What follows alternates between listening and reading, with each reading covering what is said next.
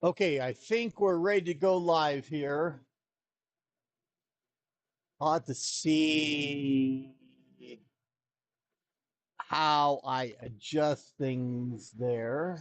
Let's see. Well, it's probably good for now. Does obscure a little bit of the IBM personal typing system. How are my audio levels? I see output. Since I've gone live, I'm doing a steady 4 megabit out, not saturating the connection, which is good. This connection should go up to about 6 megabit up. It's what I have here, of course, at the studio before I set up my new studio.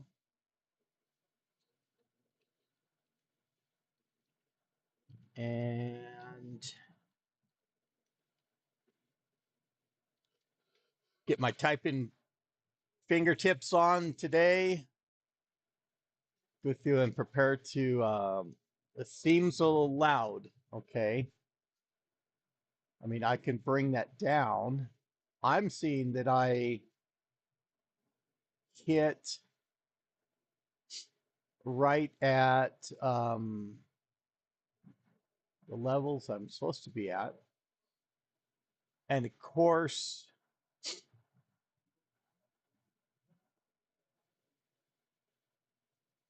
um,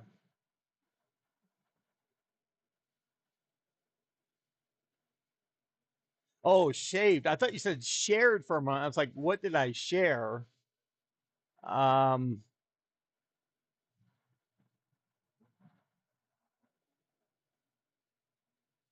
yeah, it's in the same dirty condition. In fact, I might have wiped against that spot on the screen. Um, and I'm going to go through and I'm going to put the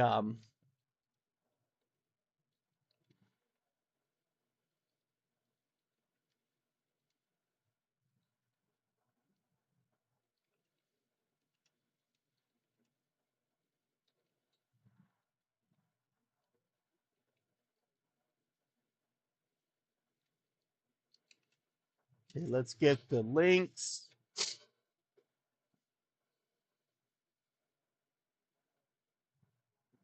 And so that is a link to the personal typing system there at the Arden tool. I could probably go through and I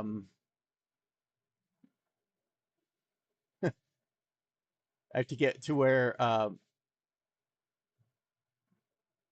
my oh no, Hugh, you're right on time.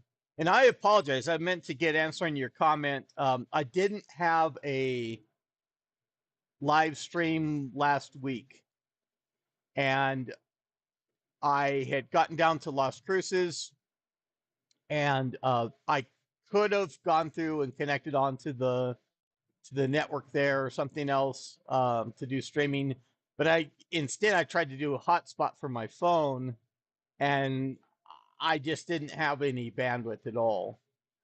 Um, I think the previous time I'd live streamed from there, I'd just gone directly from my phone, and I wanted to go through and do the other areas to the location. And I should have reverted to that, but I didn't.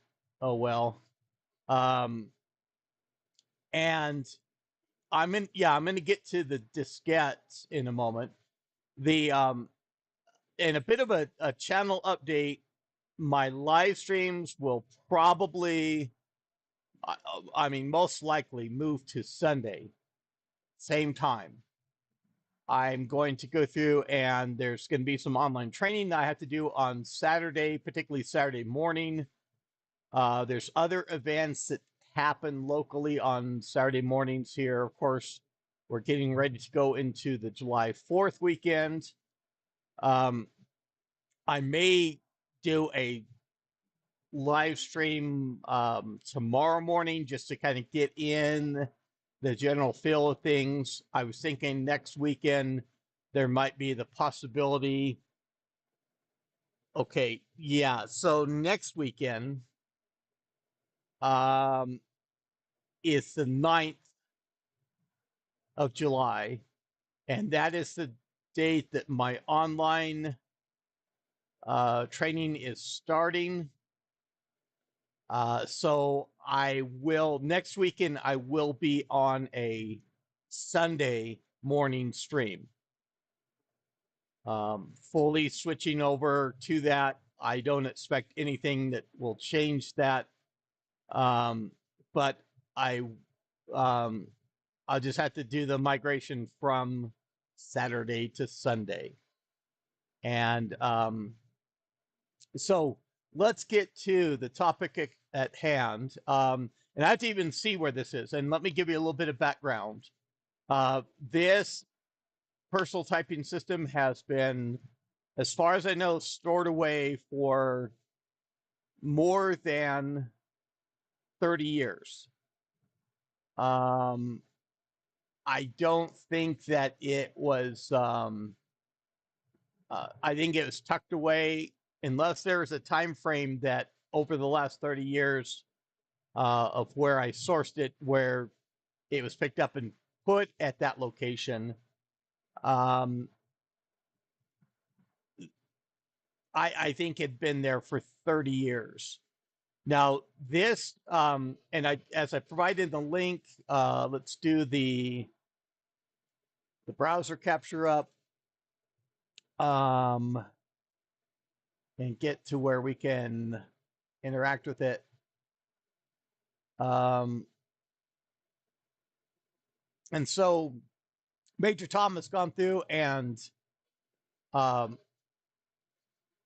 basically copied some of a page that's up on the personal typing system and linked to the original.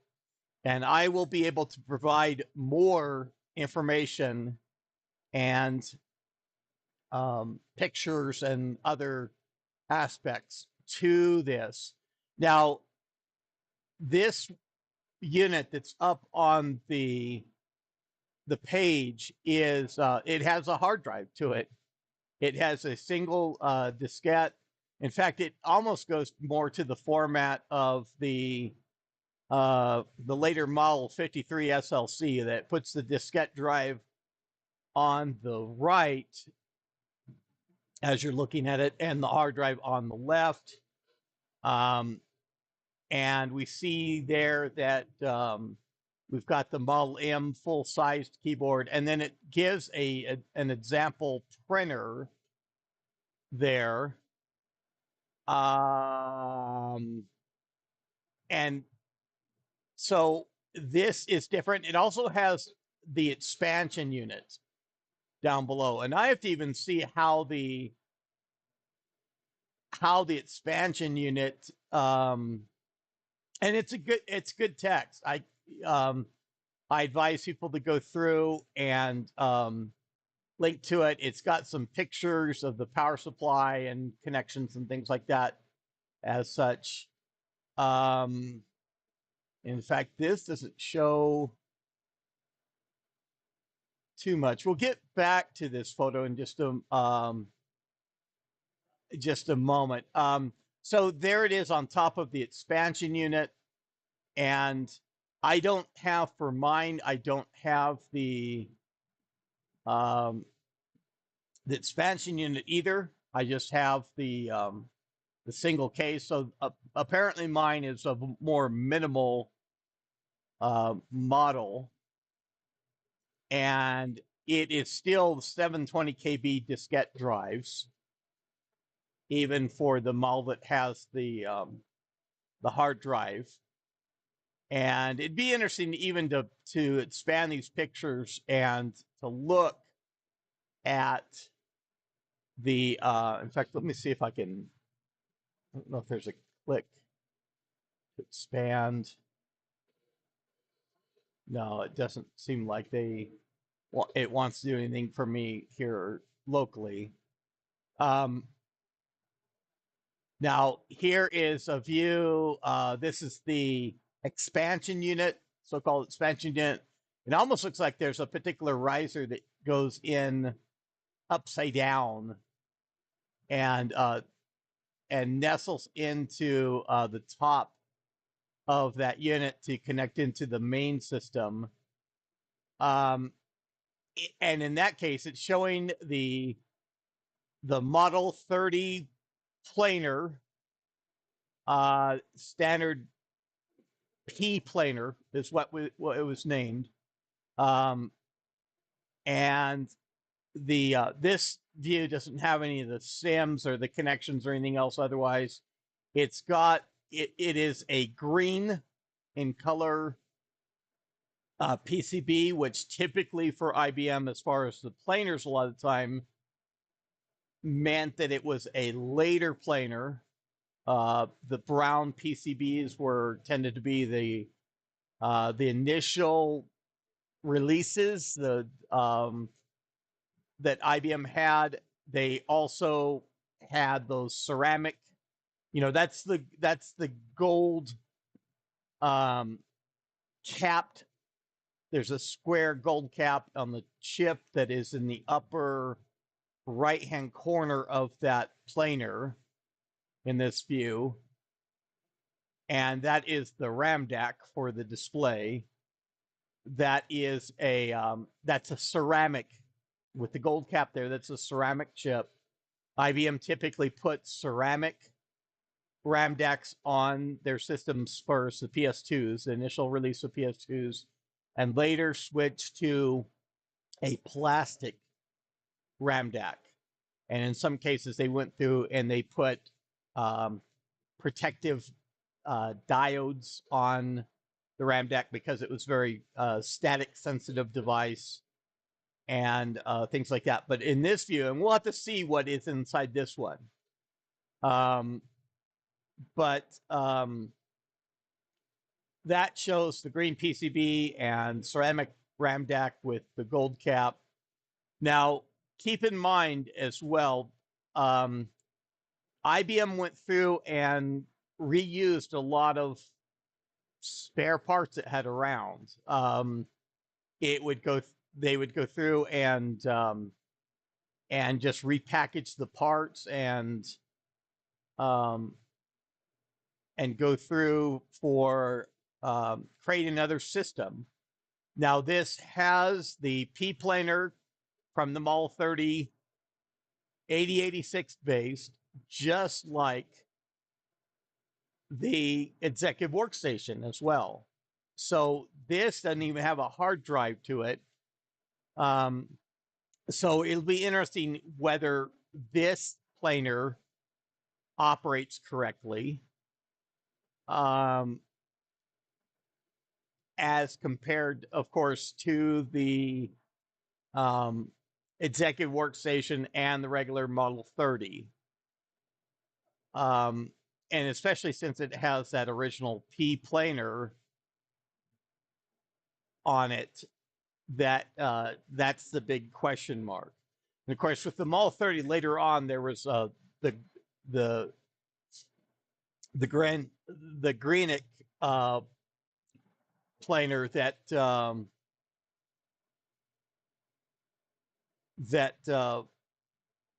IBM put on the later Model 30s that resolved a lot of the early issues with just the later retrofit that IBM had. So this looks like with its expansion unit, I wish I really could have had an expansion unit, because that looks like where the IO boards and things like that went on the system.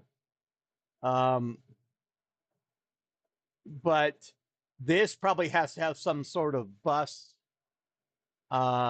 ribbon cable or something else that's going through and interconnecting these somehow. And I'll have to look at the pictures, even to look inside the unit that I have. Now, there's a little bit in this paragraph right above the pictures, as it says, says, as it came, this one only This one had IBM PC-DOS 3.3 and WordPerfect 5.1, in addition to a few other programs.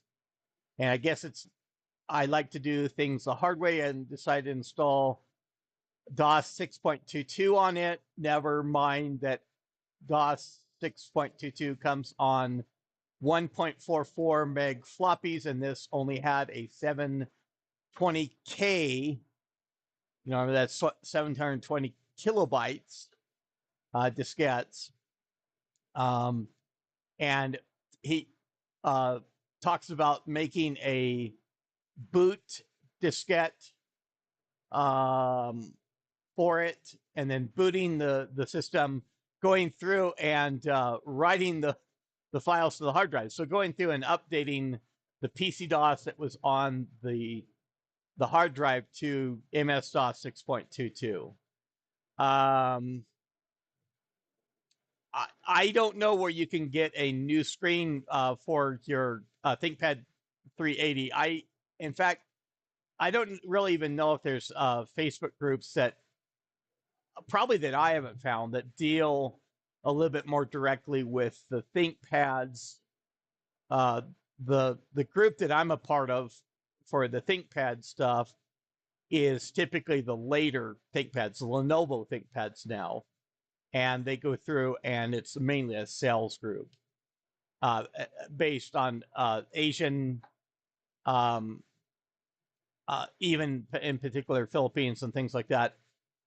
Sellers that are on that group. It's not really it has questions put up time to time for how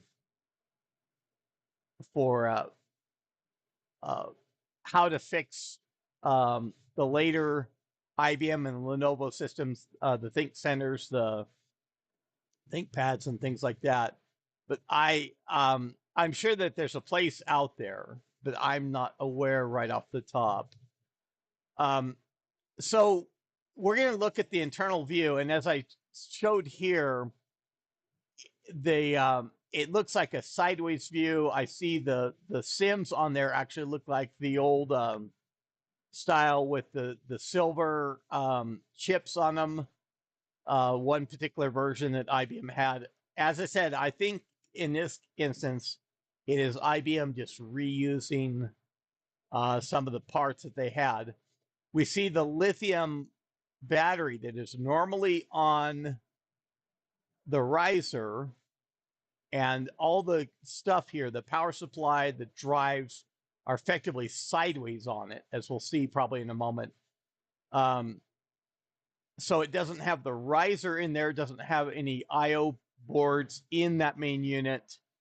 So it has the battery for the real-time clock separate in a separate holder there. It looks like actually a replaceable holder, which is nice because those batteries are still sold on Amazon without the solder tabs to be able to go through and to update that battery. I did have a voltmeter around here somewhere that I could go through and check voltage on it and things like that too. But the main thing is going to be the operation of the unit. If it hasn't been in operation, those lithium batteries really hold a charge shelf life otherwise for years. That is only the backup for the clock.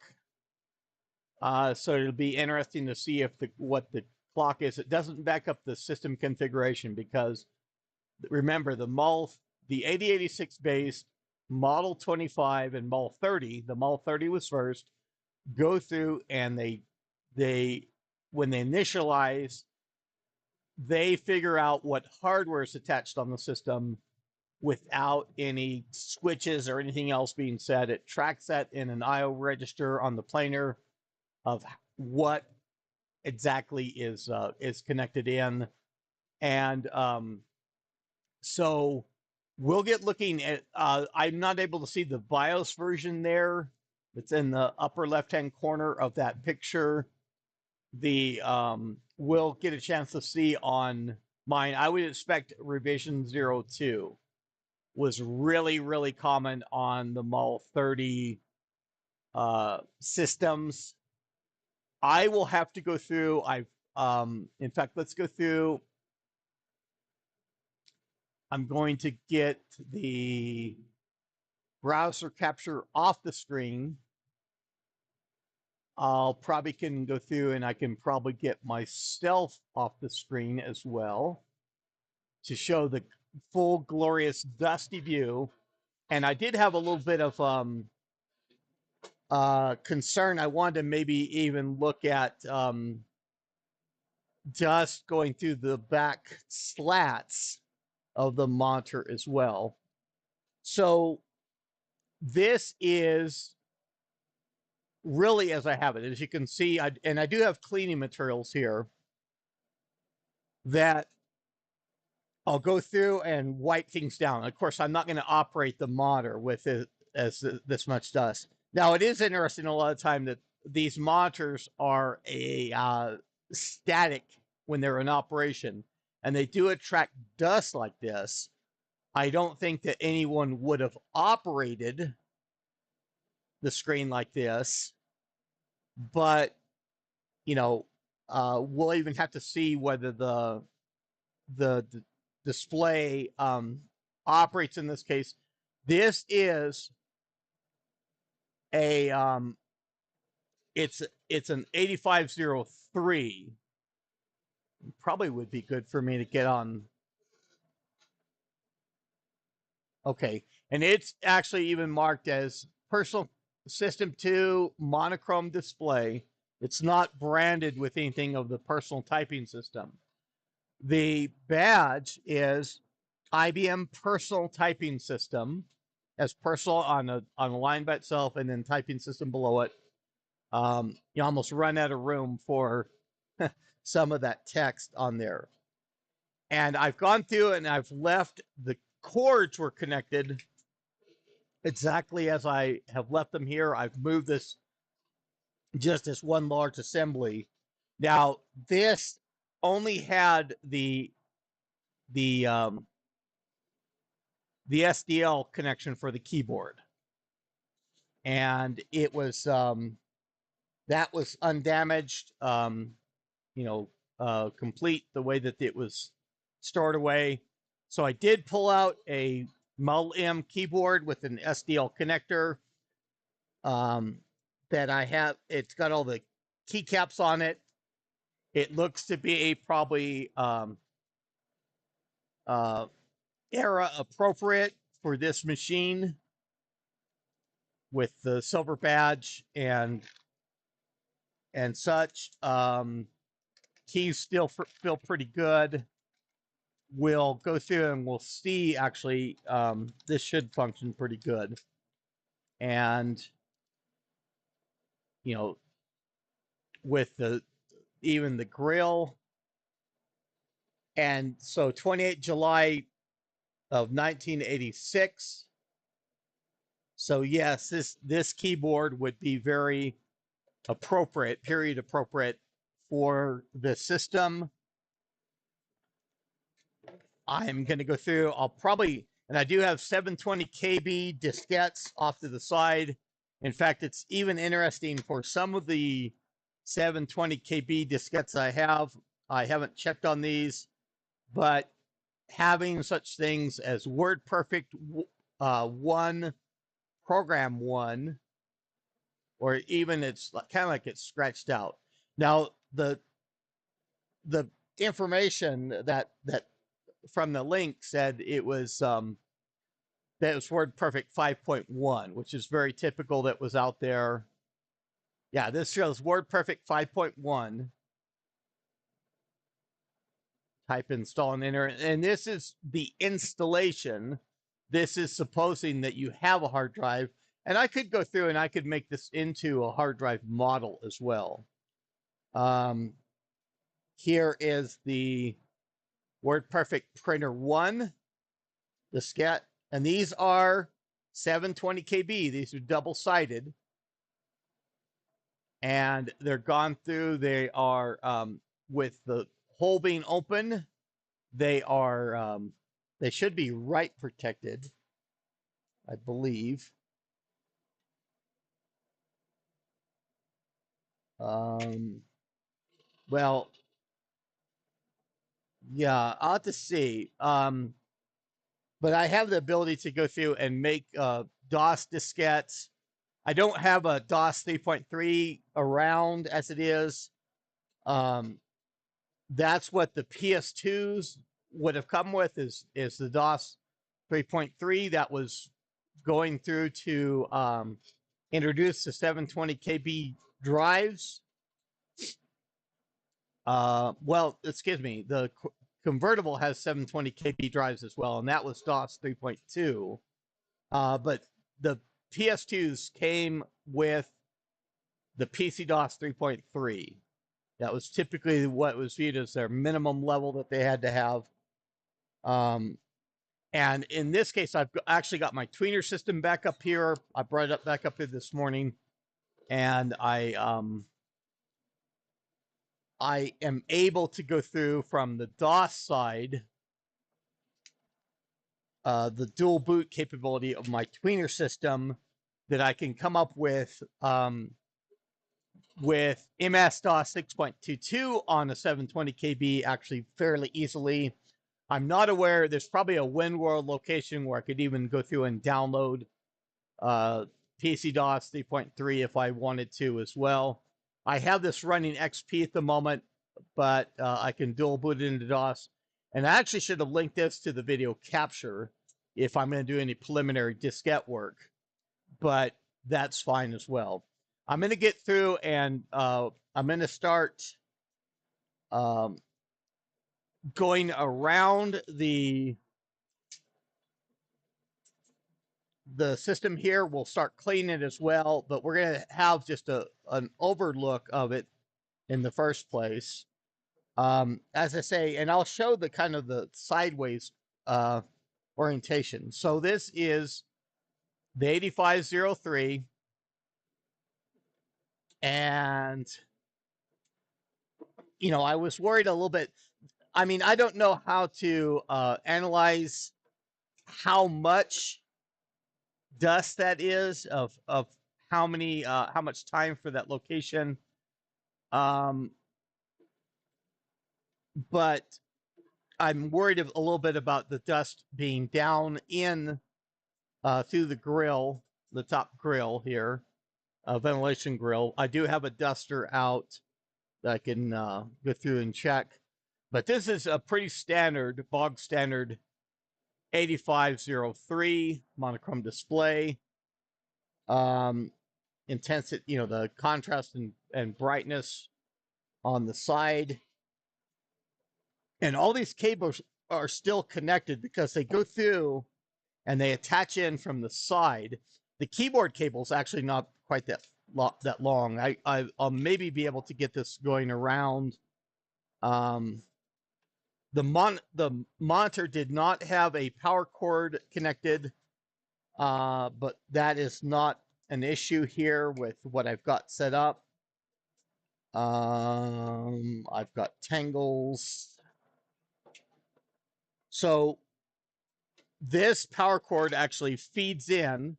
It's been connected. I haven't disconnected anything or connected on a cable of my own. This is the power cord that came with the unit as I've received it.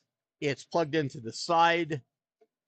There is the VGA cable that goes through and is also connected into the, it's actually connected into the back on this system. And I'll show that kind of the side ports and things like that of that in just a moment. And then here is the printer cable, and this did not come with any printer, but looks like a pretty standard IBM printer cable. I'll have to get a model that is period appropriate to this as well. I don't have any printers that are the old parallel style connection right now. It does have even a little bit of a ferrite assembly on it. Let me get turned. Let me see if I can get this thing turned around. The keyboard cable is not all that long, but I'll go through and I can remove it if I have to. So you can see there's the connections running into the side of the unit. Looks like it is this unit was even upside down for the coating of dust on the bottom. That looks like an equal coating of dust to the display, the front of the display. So this is set upside down as it looks. It's got all the feet and everything looks good there. It's got actually a plate on the bottom that let's go through. Let's disconnect the keyboard. The monitor cable should be long enough. So it's, left to right, it is the keyboard. It is the power cord. It is the printer cord. And it is the VGA cable going into the back. The back of the unit, continuing around, is there's no connectors on that. There's just that port for ultimately the VGA cable. And it makes you kind of wonder in a way too. There's connection here, and you wonder if these are kind of misplaced or those are the original kind of ports. These are basically unmarked for these little pass-through sections here. And then on also on the other side, there is nothing, just ventilation holes. So there's the front. Unmarked big button drives are going to be 720 KB. If we can do, so it's a 6901, just like that. And there's the serial number. And then the badging.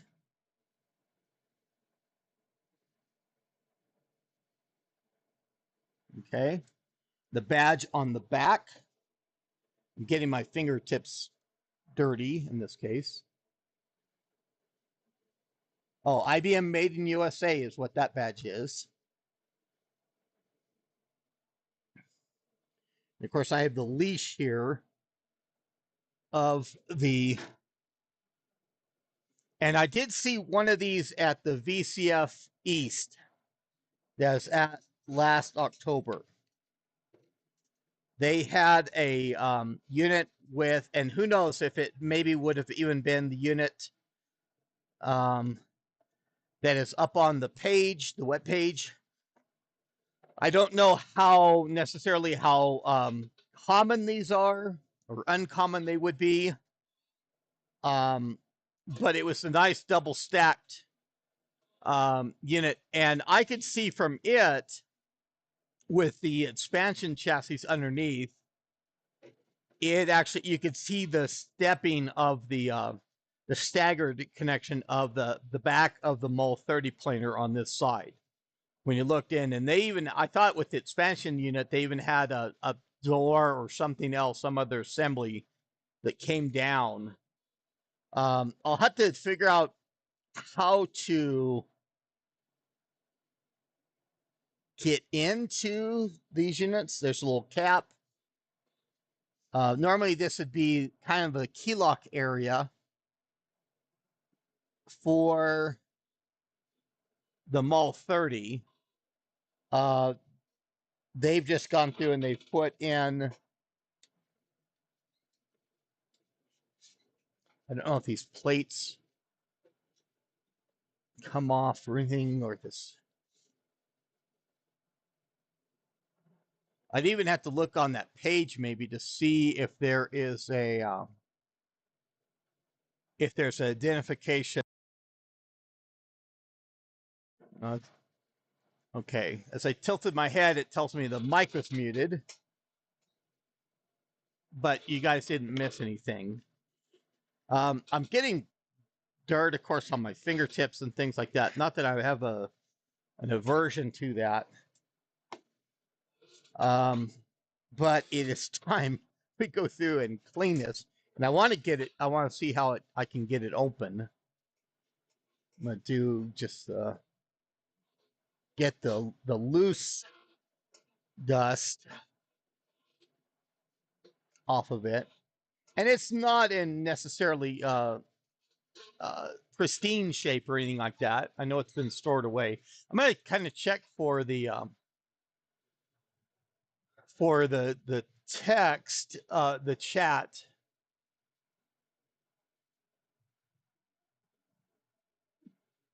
I have to see where my mouse is. Okay, let me get back on the. Yeah, that's one thing to do. Let me get back on the screen. I can kind of follow up on what's come up on the chat.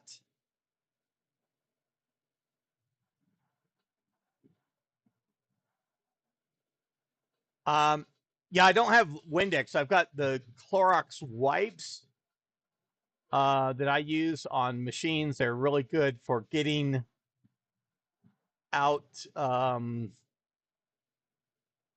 of the for cleaning up the cases. And I haven't seen the Clorox wipes. You don't want to use them as baby wipes. They're in the same kind of canister. Um, yeah, and I'm sorry that I didn't see the chat about moving my lips. And I realize that the camcorder plays a little bit low as I'm out there with my seat wheeled out. There's not a full view of my face a lot of the time at all. Um, now the 8503 is capable of 80 column. I don't think it's capable of the higher. I don't know if it's capable of the higher VGA. You have to remember some of the PS2. She could go into a 132 character column. Um, but it is an 80 column display, of course, with the Mall 30. You can go through and you can put it in 40 column mode and things like that too for bigger text. And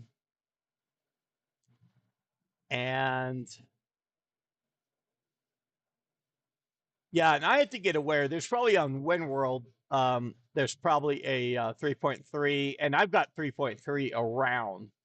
Um, I could even go through and I could get it copied over from one of the other systems. It'd even be kind of cool to go through and put like qconfig. And really, I'd heard about the personal typing systems, but I had my first one seen one in person was at the VCF East in last October. So a little bit less than a year ago was the time frame that I saw one of them. And I'll get to the monitor here in a moment as well. I want to go through and just give this. If you can see it up close, these Clorox wipes actually do pretty good for a lot of the blemishes that are on a case. It really goes through and can it takes the dirt off. And I haven't seen it being destructive for anything. I mean, I've heard sometimes. I think Clorox with bleach with aluminum and stuff like that is not a good combination. Okay. And I don't know on that page. I'll have to look it over in a moment too, just to see if there is if there's a method described for going through and getting these units. So open. I'll have to look and see if I can get an idea. So one of the things that we see, I'll show the bottom here in a moment. I'm going to go through and clean the monitor screen. I know that that's been driving people crazy, and it is it's an absolute powder dust that is coming off the screen and just falling onto the Clorox wipe. So that monitor has been with that dust for quite some time.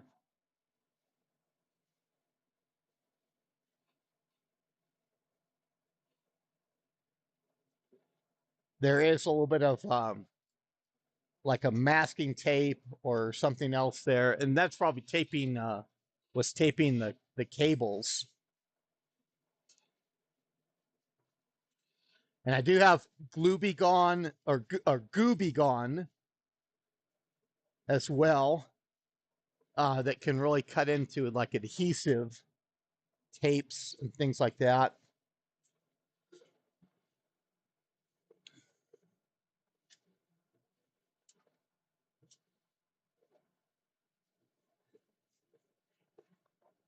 But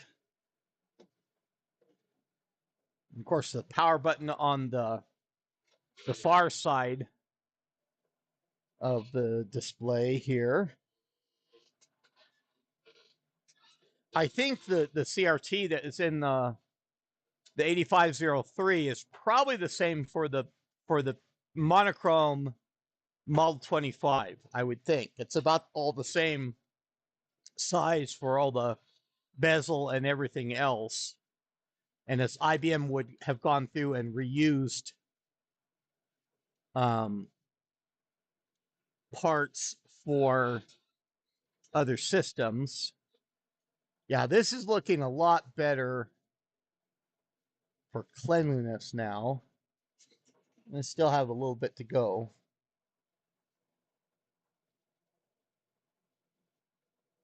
I still need to go through and clean up things like Model 60s and things like that as well.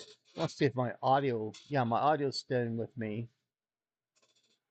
And hello back to France. Glad you're able to go through and watch the stream here. This will effectively be my last. Get back on screen here. This will effectively be my last Saturday morning live stream.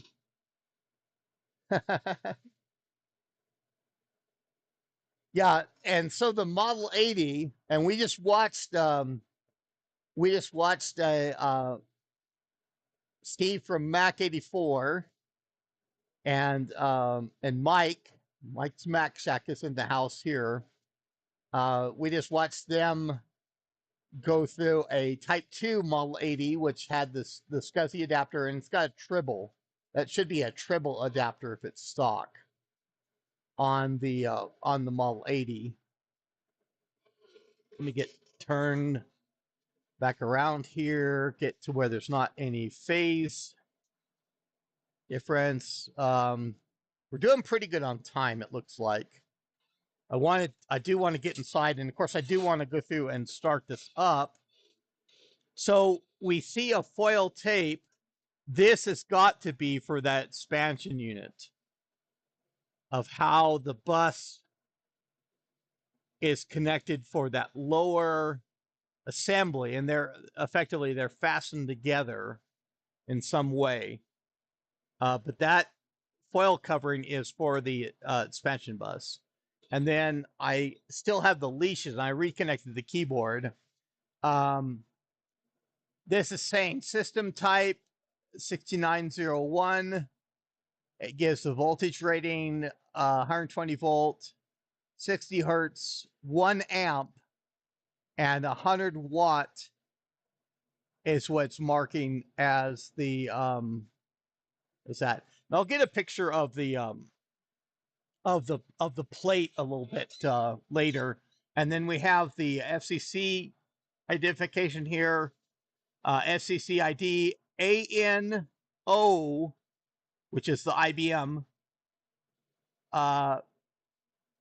9SA 6901, manufactured by IBM, Armonk, New York. So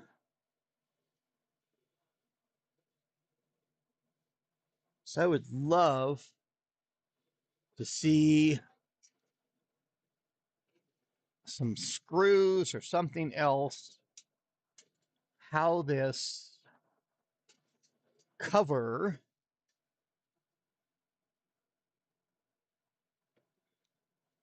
and that bottom piece actually has to, oh, I guess one of the feet is missing, one of the rubber feet.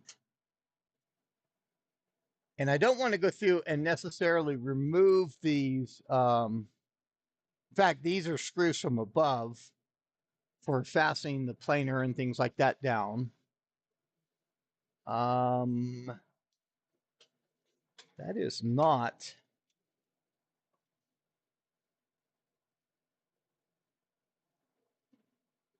Okay.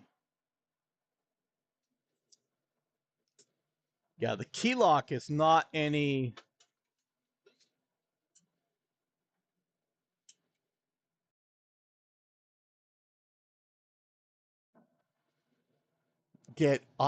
Make sure I keep my head a little bit upright for that doesn't notify me that the mic is in. So on the back, there's the slots.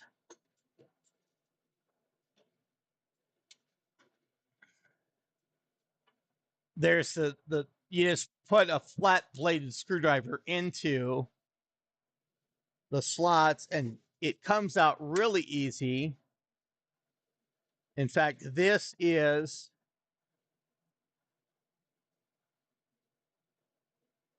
and it's pinned in some fashion up front. But this is for effectively being able to put in all your cords. Ah, okay. So there's a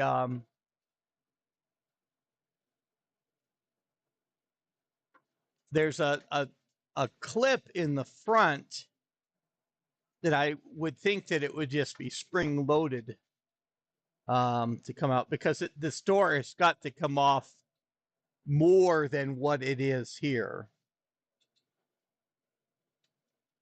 And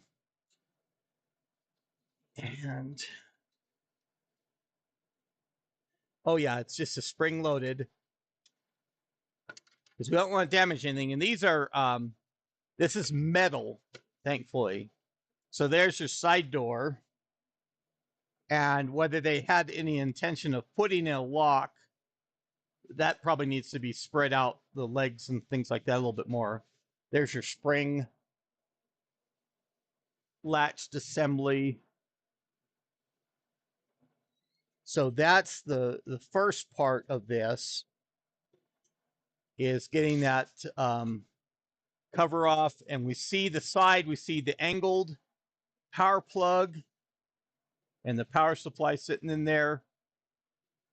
Interesting enough, this has a connection cord to the monitor.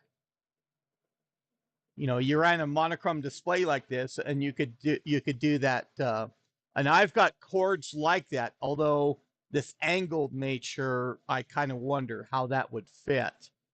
I haven't seen any style of that connector that goes through and is angled before.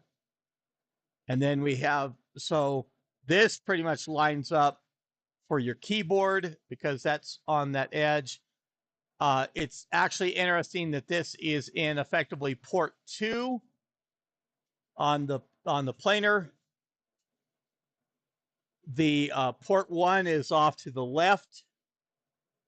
And again, on the MAL 30, this does not matter for the keyboard and mouse ports.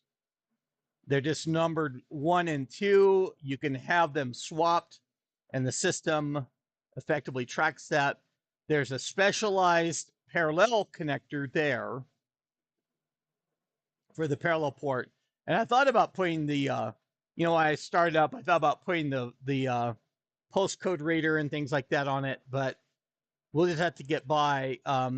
There is actually retaining screws for the angled plug of the parallel connection. And then we also see the display connector there, just put off to the side.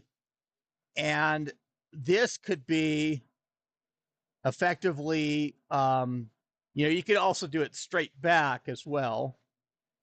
But then it has this unoccupied is right behind the serial port connection that's there on the planer. So we have 2 screws here for being able to lift the top. They fasten into the power supply. So this has probably not been opened, maybe since the factory. It effectively looks like, and it's nice and clean inside. I have part numbers and things like that. We'll get to look at the how the power supply is. And the power supply is it's positioned over the planer, and it, and this could have been the intention for the Mall 30. And people will note that the case is long and kind of thin, the same profile effectively as the executive workstation, kinda. Okay. Okay, so that removes that side.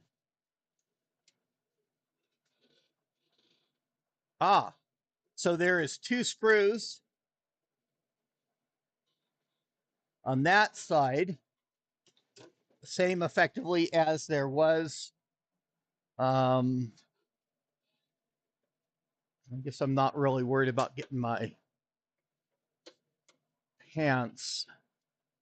I've cleaned this up enough, so, and these are the same sorts of screws with this gray base.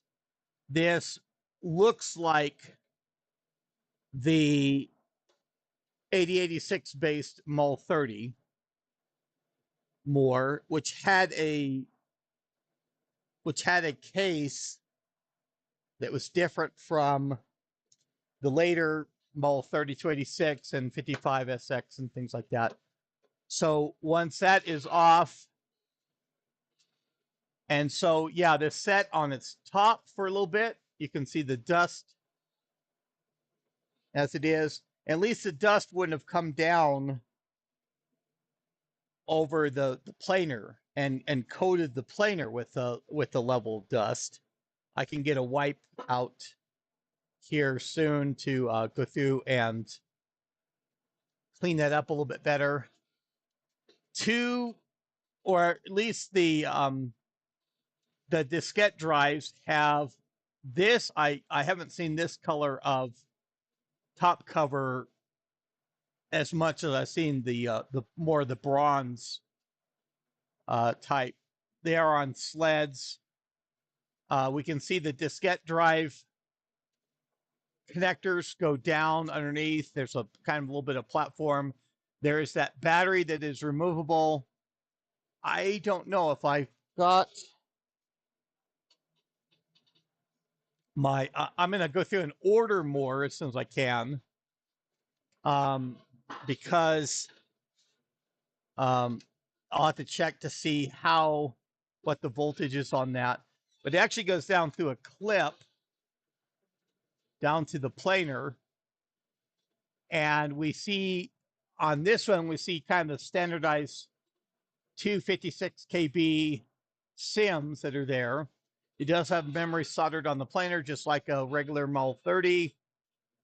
That's interesting. It labels it as microcode 37. So we have 61X 8937 and 8938.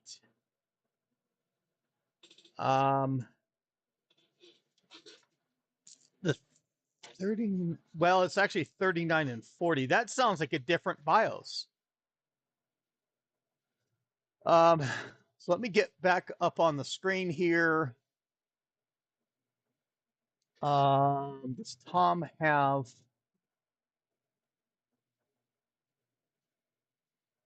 We can go ahead and bring it up easily enough. Okay, and I'm going to. Hi, Chris. Seeing you on chat now, and then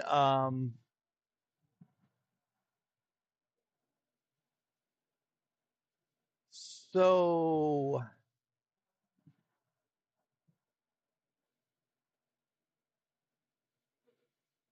I'm looking at the I'm going on the Ardent Tool site, of course. I'm looking through the ROM images. Okay, so 61X 8937 and 38 is the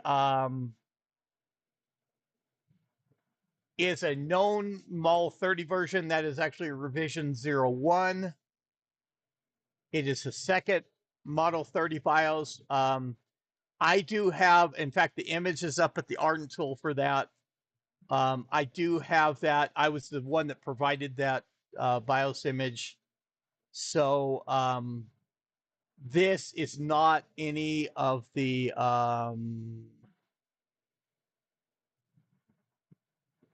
this is not any of the an unknown BIOS or anything like that. Now the planar, since it was in this inverted condition, there is a little bit of dust that is on things. This does have a ceramic RAM deck. And it's going to be the P planar. It's going to be the initial Model 30 planar. And so I'm going to go through. I do have those power cords that could connect up the monitor, but I'm just going to go through and I've got a separate power cord that I can do.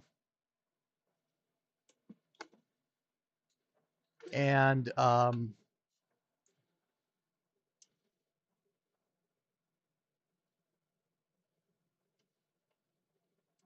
so let's go through.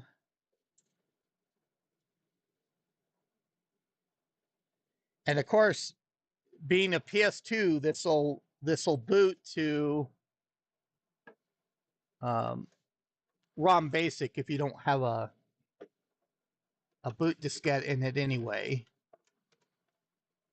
And what I'm trying to say for this is it doesn't have a hard drive. We're not really missing out of anything that this unit could present otherwise that is unexpected. Just with the we have Tektrol Inc. is the label on the PSU. I'll get closer pictures for things like that. Little bit of old spider webs, nothing really new. We've got everything connected. We could even go through. I mean, we could do a video capture of this as well if we wanted to. But let's go through. green button for the, I guess I need to, you guys are handling all those phase differences that of the built-in webcam. So I've got green. I don't see if I've got raster, but I've got maybe the intensity and contrast that I can go through and work with. So going through, powering it on, we do have the keyboard connected here too.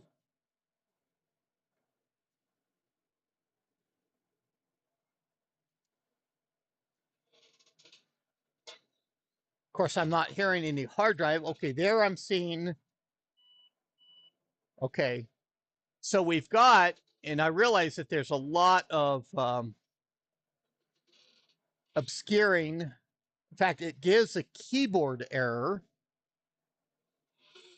So I wonder even if the keyboard I have is, and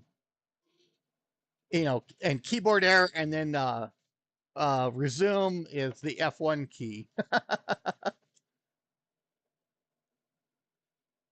I don't know if I think I had a period appropriate keyboard, but maybe not. And then set time and date. And we get the standard clock symbol and everything else for the revision.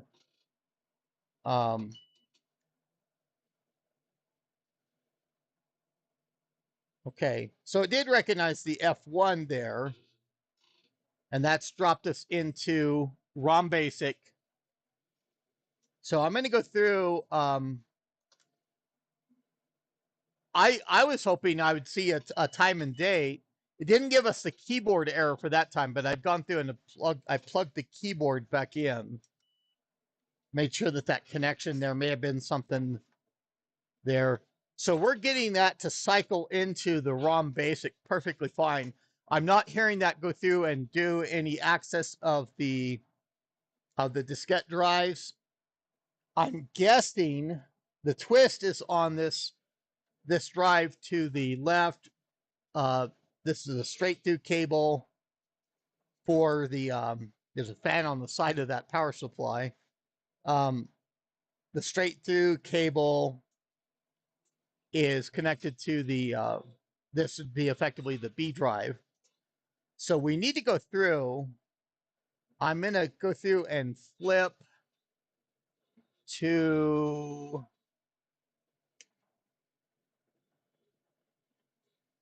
my tweener system here. And I'm actually going to go through and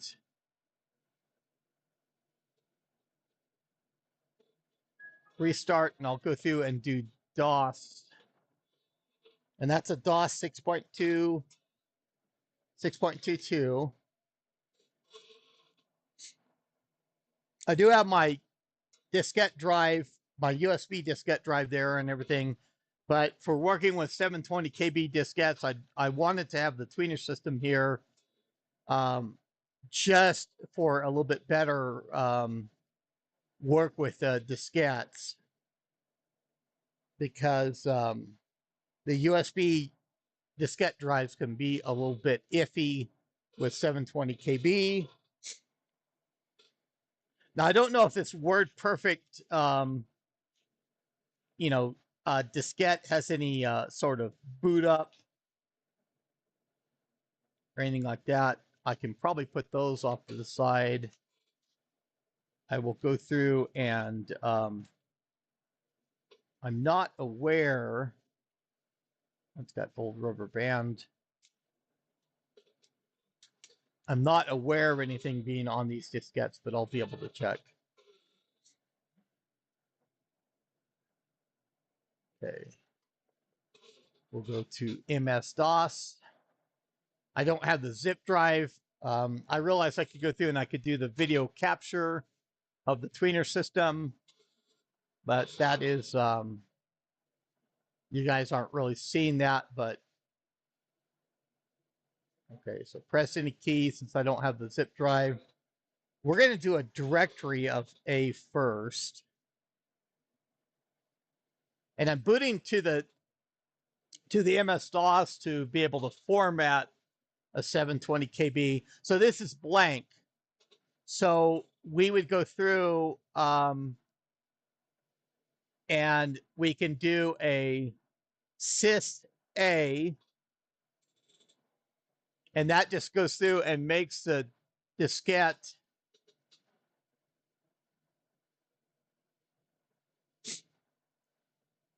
we want to see how sys A, that should still work.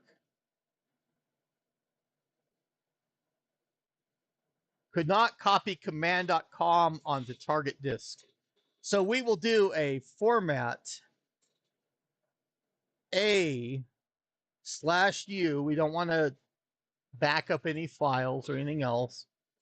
We're going to do /F colon 720 /S. And we're going through and just formatting this diskette as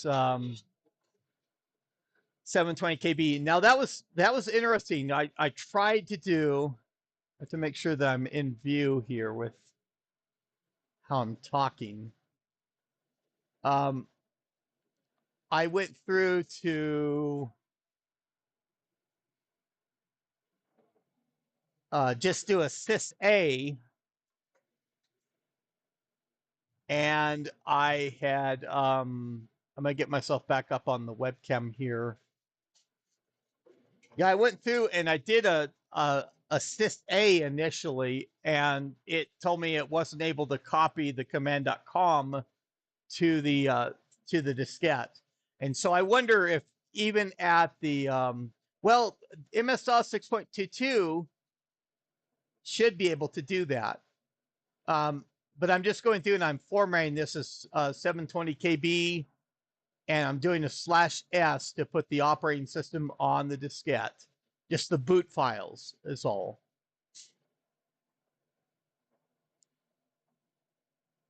Okay. And of course, we have this machine still at the ROM basic.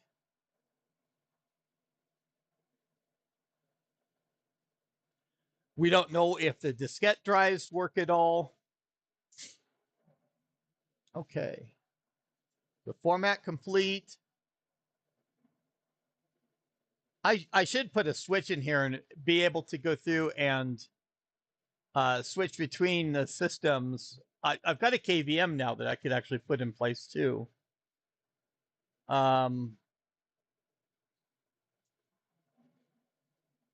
And we will do a, it's prompting for the volume name, volume label. We're going to do MS-DOS 622.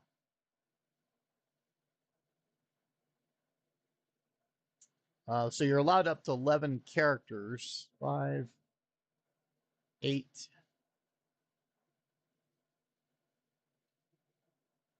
Probably just DOS 622.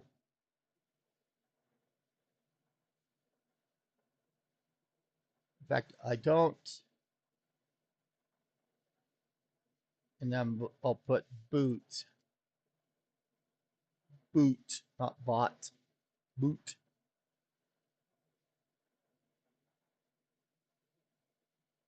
And that is 6.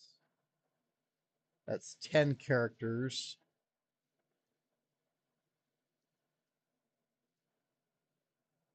I think it's DOS 6.22 that I have on this. For 6.21. Oh well. Okay. So we'll leave that at the DOS prompt.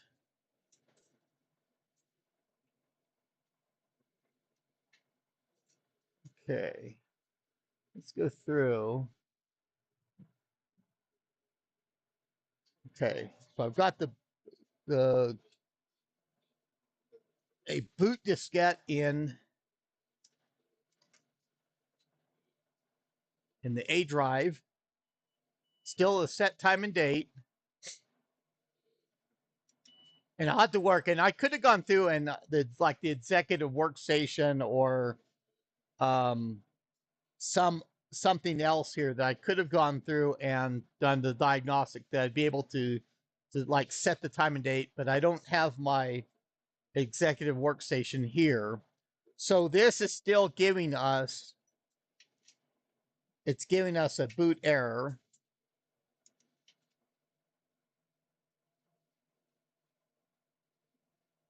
Non-system disk.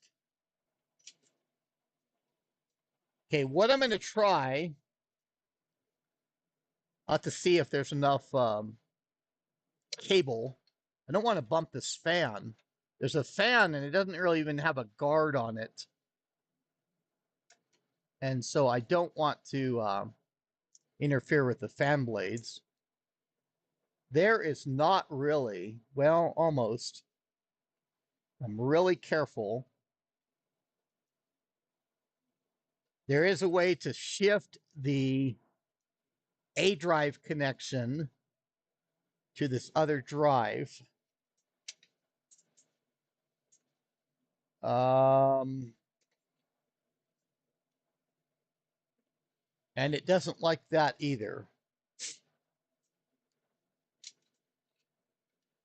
I do have 1.44 megabyte diskette drive I could put in there, but not really at hand. All we're going to see is we're going to see this boot to DOS anyway if I put something like that in. And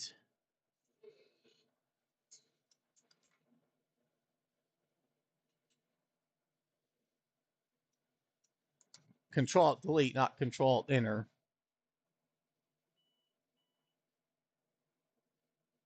Okay.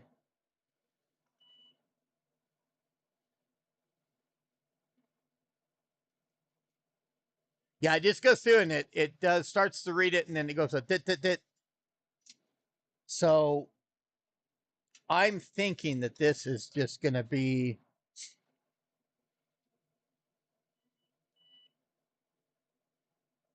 yeah. And I have more 720 KB diskettes around as well. You know, systems don't boot from a B.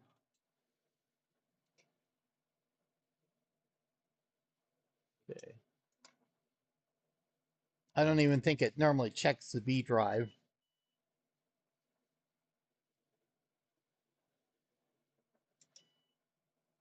And I think it's going to be a diskette error. I don't think I have boot files on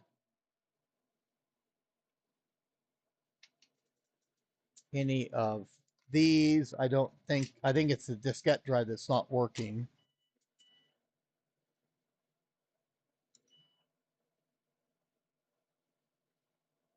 A non-system disk. I want to see what is on these diskettes though. So put that in the tweener system.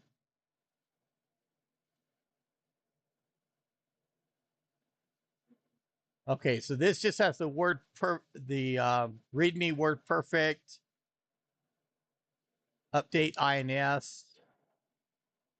That doesn't even look like effectively any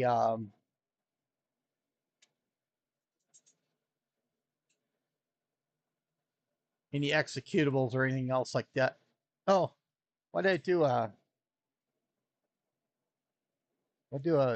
did a Control Delete on it, and I didn't need to do it. I just wanted to do a read directory again.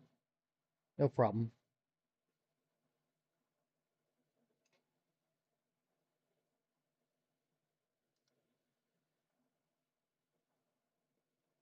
Okay, so set that keyboard down. So we have a functional system. I mean, aside of the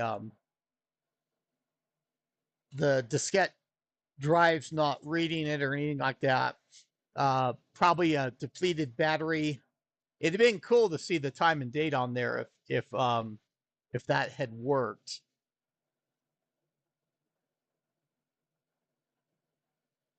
And I'm just going through the slow boot process on the tweener system since I hit the wrong keys.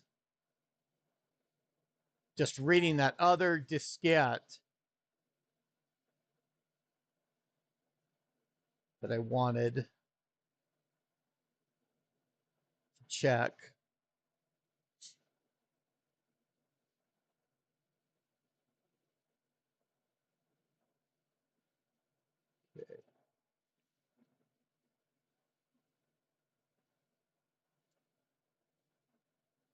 Okay.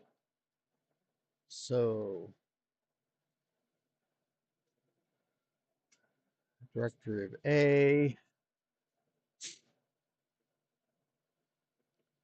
Yeah, and this WordPerfect diskette has the install.exe. So the thought would be that it's able to install the WordPerfect. I don't know if I really have any other diskettes around for that as well. But we do have an operational, mostly operational. I mean, we're getting video from it.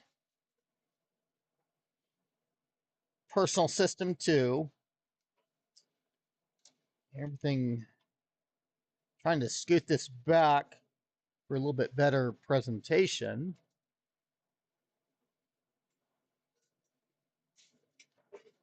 And I'll go through and I'll get the, I'll work with things and see if I can get things going. Okay, let's get the webcam back on here. So, yeah, DOS 5 was a really was a leap forward, as it were, as Hugh was saying, and introduced quite some neat and nifty stuff. I have a preference more for the PC DOS side of things, with some of the things that were included, and yeah, and I'll start getting into the recapping of diskette drives and things like that. And of course, when people are asked what's your least favorite version of DOS, it should be there. The PC DOS version 4.00 should be one on the list that just kind of flopped, as it were. IBM, the rumors were that IBM was working on the PC DOS side because it was a little bit of the Microsoft coders when IBM and Microsoft were working together to do OS2. And but the IBM version, the PC DOS 4.00, just kind of flopped and had errors and things like that. That Microsoft went in there and they released MS DOS 4.01 as a substitute of that, and that was also noticeable for the separation of IBM and Microsoft from working on DOS together effectively. That was kind of the split, and even OS2, and so Microsoft went through and even put the GW Basic on the MS-DOS 4.01, and it was getting away from the ROM Basic side that was on the DOS versions previously, to have the basic stubs that you could get into the environment of ROM Basic. Yeah, there's other competitors. DR DOS, there were some pretty bad versions of DR DOS, and it's even argued to where was some of that the fault of Microsoft too, just being anti-competitive, going through and throwing up some roadblocks not showing how the initial structures for DOS underneath the hood were. But there's some pretty bad versions of DR DOS as well. Later on, there are some pretty good versions of it too. So, that has the same thing as kind of the MS DOS and PC DOS aspects to it, that there were good versions and there were bad versions. But the PS2s, they would have come with a minimum of the DOS 3.3. That would have been the DOS version that they were introduced with. So for a lot of the devices and structure of the PS2s, you need to have at least that DOS 3.3 as a minimum. But I'm going to go through. I mean, it was a good stream. We went through. We didn't certainly get the system booting from a diskette, but it's operational. And it brings up the question, there's so much trouble with the executive workstations, the 7496, and that all the ones out there, they didn't display video. They didn't boot. And a lot of that may be the power supplies and things like that were smaller with the executive workstation, but it's the same planar that's in this personal typing system. And I mean, it has the same exact component list. This unit does not have a hard drive as well. So why is this personal typing system going through and working right off the bat when the executive workstations with the same planar did not? And so I'm sure that that's going to raise some questions. I mean, I could have just been luck of the draw, but this goes through and at least the planar is operational, and I'll work to go through and get some parts, especially a battery for the battery holder ordered, and get those coming in, and then I can start to look at the diskette drives. But we're not learning anything effectively new on the system. It's going to boot to that the DOS just as it would on the Model 30. There's going to be no difference that the software could even tell, with the BIOS being the same, being that revision 01 that that IBM had for the Model 30 at this point. And even to me, this the personal typing system makes a lot more sense than what the executive workstation does. And it's been brought up that that the executive workstation has that high resolution display, that Tranton, even though it's small, a very upscale display on it. And so it's not understood what niche that the 7496 would fill, but this personal typing system is a lot more of a natural thing for, I think, what IBM considered or may have wanted a system with the Model 30 planar to do. And especially since the Model 30, the original Model 30 planar is so much different from the other PS2s, the planars that went into, and where the case had to be effectively redesigned for the back of that planar as it was, that this may have been the true thing that was intended for what became the Model 30 planar. We don't see it branded in the BIOS or anything like that, but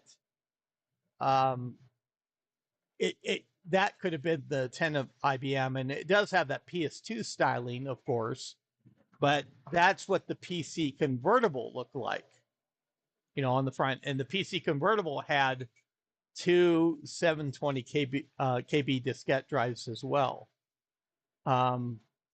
So to me, this was kind of the desktop. This is the desktop PC convertible. Is how I see this. This may have been the intention of the from the Mul 30. Yeah, they went through and they reused it, the planer on the executive workstation. They reused it on this personal typing system, or whether maybe this is the intended idea of that Mul 30 planer and something else was intended otherwise. I have the personal belief that the Mul 30 was not designed by IBM. It seemed like it was advanced out to a third party. I'm believing Seiko Epson in Japan, but there's nothing really that um, makes that theory fully credible. Just that the PC convertible had a BIOS from ultimately that Seiko Epson in Japan, um, and the SRAM chips that are on the PC convertible are from Seiko Epson Japan. They have the same logo as the chipset that is on the Mul 30. Yeah, and that's just my overview of. I think the personal typing system was a little bit more of what was the intention of that Mul 30 planer from the beginning. I think it was designed to go in the system. IBM was seeing that WordPerfect had the dominance in the word processing side, and was starting to think of maybe we need a system that that is able to do word processing, data entry, that looks like this. It's slimline. It's it's you can put it back against the wall because the cords come out the side. Um, and you know that seems to be a little bit more of the design, because in this instance it's all the structure, all the platform and everything else doesn't look like a shoehorn design. It looks relatively um, relatively like it was designed to do that. That you can see where the case has some constraints here, and has the fan on the side of the PSU and things like that. But here's the fan on the side of the PSU. The Okay, I already ejected that diskette, I guess. Okay. Um, so I mean, this case the layout and everything else looks a little bit more natural to me than it does necessarily even for the executive workstation. Um, the executive workstation, it had the diskette drive at the end, and it was a long, thin assembly. And some say, a more compact case that was designed to fit on a desk easily of like an executive. Um, so we have the personal typing system. It doesn't have any expansion bus. And you can remember the display writer didn't have any necessarily expansion. I mean, there was later on there was a board that went through and you could connect it on to systems and have it interface over a network-like design. But initially it was not a system. The network wasn't a thing at that time. Just like this, and then they designed the expansion, the bus expansion. And so I'm looking to where, that riser would be right beneath here. And then it's got that slot, that foil covered slot for the expansion unit that's down below. Um, that goes down to that slot. So the riser, yeah, that's a little bit odd, as it were. Um, but I'll have to get looking at some of the things on this case to see if that looks like it was before the Mul 30. If there's anything that really stands out in as far as any dates or anything else I find. This has a very PS2 like appearance, but the the uh, the appearance of the PS2s that didn't originate with the PS2s. I mean, it originated with the PC convertible with Richard Sanger, I think, is the designer of the PC convertible. The kind of the stepped diskette appearances and things like that, like the PC convertible had. And to me, this is a desktop PC convertible for all intents and purposes. The MCGA video works fine for a monochrome display, for WordPerfect. This system would be able to run the DOS version of WordPerfect at 5.1 perfectly fine. Later on, they have the expansion unit that they went through and they did the bus connections. They did the hard drive in later models, or a higher end model of the personal typing system. But you can see the a little bit better of design necessarily than what the executive workstation had. And it does move some stuff around and kind of make it look a little bit more strange. But this may have been what IBM was looking um, for that level. And so I'm going to go through. Thank you to everyone for watching the stream. I did go through and get started a little bit late, just a few minutes. And so we've been going an hour and a half, and that's probably a pretty good time for this. I apologize for the lack of videos that in this last week I didn't really go through and wasn't motivated to do much. There's lots of content that I need to do that I could have done. It just I had other things going on, wasn't really motivated for that. And there's been some changes that are coming along, and hopefully I'll actually be a lot busier. And as I said, remember that change of the live stream schedule. I'm going to go to, and maybe we'll do I'll schedule something up and we'll do a base run at it tomorrow morning for Sunday morning at 10 o'clock Mountain Standard Time, which comes to the same time of noon for the East Coast and 11 a.m. for Central Time Zone and 9 a.m. for the Pacific Time Zone.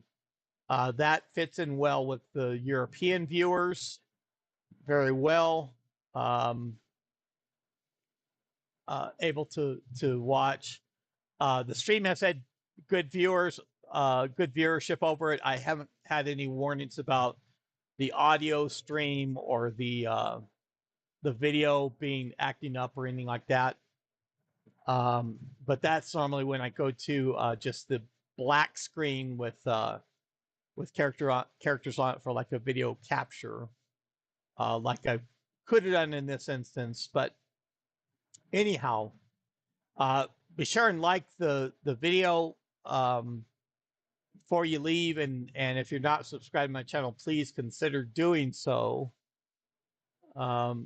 There'll be more.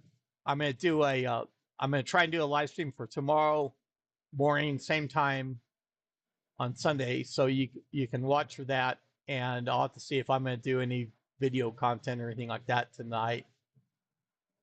I don't know yet. But that's all I have for now. This is IBM Museum. Thank you. Thanks for everybody to tune in. See you later.